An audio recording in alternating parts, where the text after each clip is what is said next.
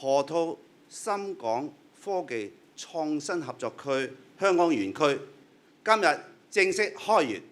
由香港園區聯同深圳園區所組成嘅河套合作區，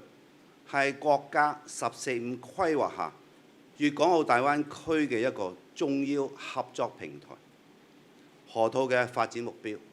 係要成為世界級創新平台，係國家實現地理上橫跨兩個社會制度、經濟同埋司法體制優勢，以科技創新為主題嘅重大合作區。自從園區3座大樓喺3月平頂到今日呢9個月以嚟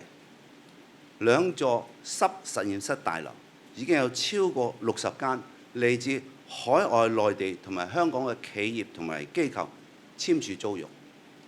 已租出約80%嘅樓面面積。香港園區第一批其餘嘅5座大樓將會喺2027年開始陸續完工。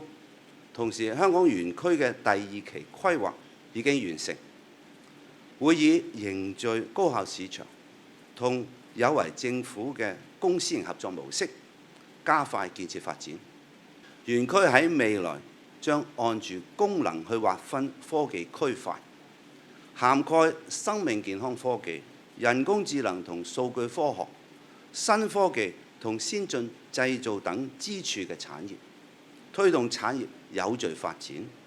促進上中下游不同階段去協同發展，打造完整嘅創科產業鏈。今日除咗係香港園區正式開園，亦都係連接港深2個園區嘅西面跨河連接橋項目正式啟動嘅重要日子。呢一項工程將打通河套合作區嘅交通網絡，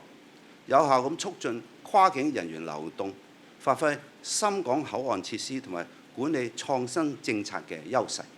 展望未來，我哋將繼續推進河套香港園區嘅建設同埋發展，包括優化制度銜接、深化政策支援、積極引入優質企業同埋世界級嘅科研團隊等等。